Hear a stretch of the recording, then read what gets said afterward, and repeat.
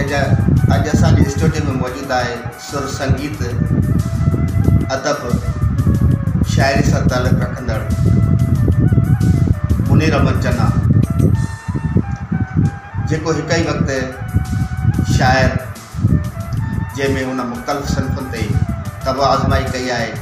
हिन पंहिंजी शुरूआती उमिरि में शाइरी जी शुरूआत कई ऐं शाइरी जी दुनिया में पनाह वरिती।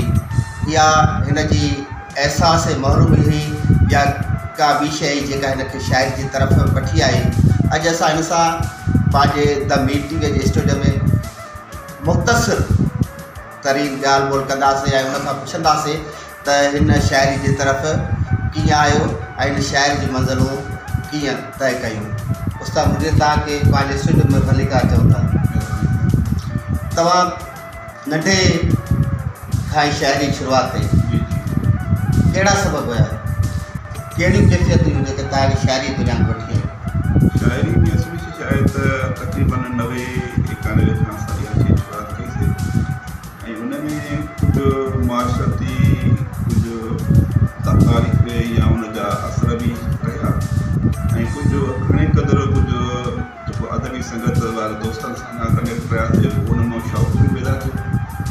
इहे सभु शयूं जेको असां कनेक्ट आहियूं ऐं ख़ुशूस तौर ते असां मां शादीशुदा बि हुअसि बात करी या पोइ उन खां पोइ तन्हाई वारी ज़िंदगी जो ताज़ो रही ऐं जंहिंमें खां पोइ कुझु तन्हायूं परेशानियूं कुझु जंहिंजे सबबु असां हुन ते लिखणु शुरू कयोसीं ऐं हुन ते हुन सां कनेक्ट आहियूं।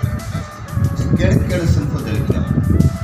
मां शुरूआती में त तक़रीबन अची त असांजे मज़हब तरफ़ सुठो ॾाढो नात खे हमद खे ऐं उन खां पोइ गज़ल काफ़ी वाई चौसठा वग़ैरह काफ़ी सनफ़नि ते तब आज़माई कई आहे ऐं हिन महिल त इंशाअल्लाह जेको हाल आहे लिखंदा रहूं था।